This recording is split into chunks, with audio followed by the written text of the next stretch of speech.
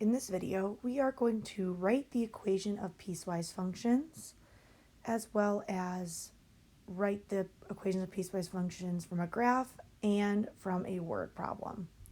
So let's first look at this first graph. So when I'm writing a piecewise function, I will have as many equations as I do pieces. So in this case, I have 2 pieces. So I'm going to have one equation with a corresponding inequality and another equation with a corresponding inequality. So if I look at my blue line, I can see it's a horizontal line with no slope at y is -3. So my equation is just going to be f of x equals -3. Now I need to write the inequality for when it's true. Well, if I look, it comes from the left, so that's -infinity, and then stops here at -2. So it's when x is less than -2, because it's -2 into the left. And it's a less than, not an equal to, because it's an open circle. For my other line, I am going to use this model y equals mx plus b. So my b is my y-intercept, which is right here. So that's 3. My slope is up 1 over 1, up 1 over 1, up 1 over 1. So my slope is 1 over 1, which would reduce to 1. So I'm just going to leave it as x. So my equation would be y equals x plus 3. So on this line, I'm going to write x plus 3, because I already have the y, or the f of x, equals. Now, this starts at -2 and goes to the right forever, so it's going towards infinity. So this is true when x is greater than or equal to 2.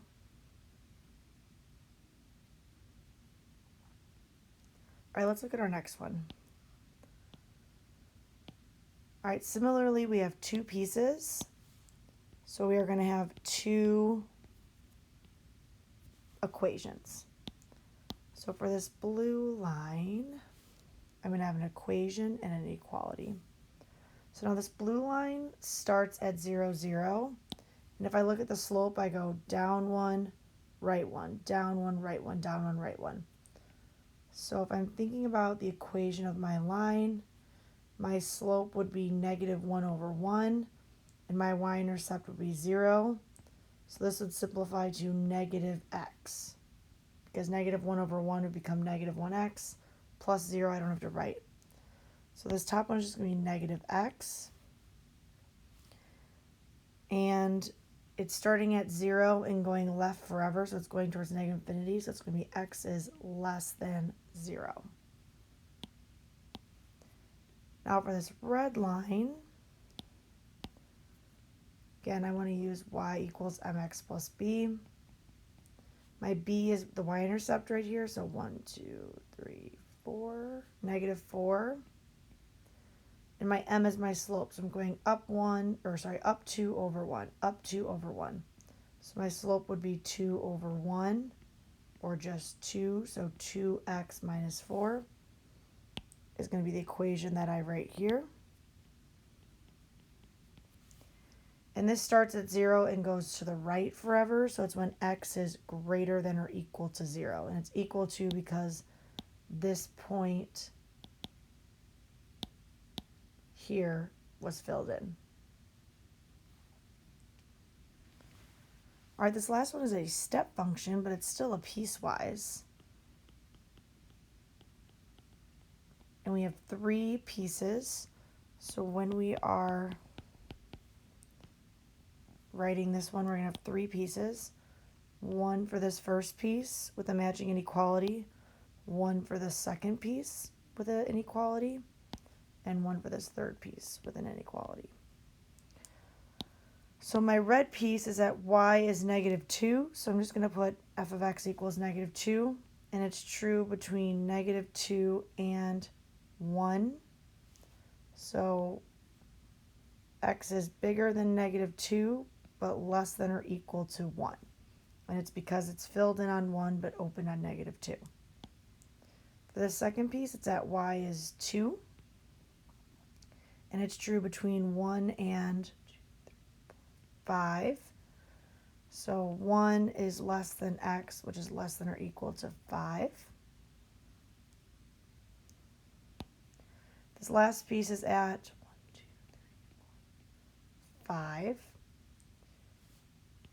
Y equals 5, or f of x equals 5. And it's going to go from 5 to 7.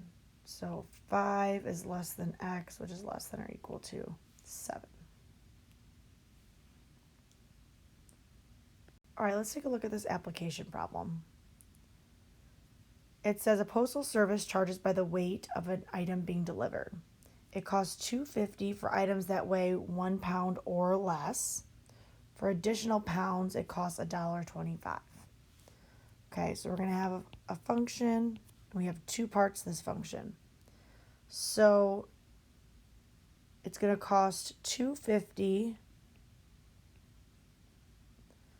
for any package where the weight, or x, is less than or equal to 1. So we said it weighs $2.50 no matter what, if it's a pound or less. So they charge a flat fee.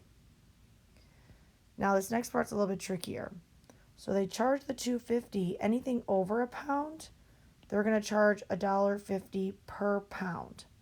But now they're already charging the $2.50 for the first pound, so I have to take away a pound when I'm counting. And this is for anything that is up to 5 pounds.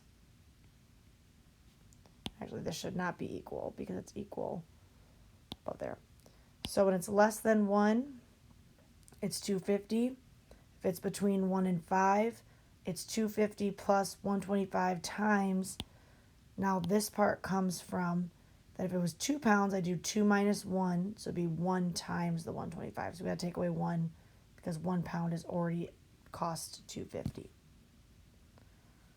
All right, so using this equation now, we want to know how much it would cost to send a half a pound package.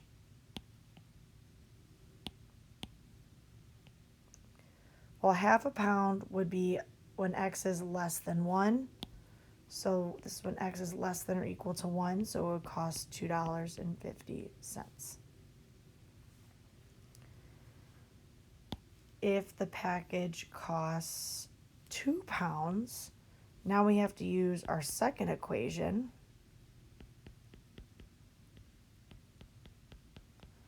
And I'm going to substitute in 2 for x. Following my order of operations, I would do 2 minus 1 first. So I end up with $2.50 plus 1.25 times 1. And that would give me $3.75. Similarly, in this last problem, it says, what would you do with a 4 pound package? We're going to have to use this same equation again, except now I'm going to substitute in 4.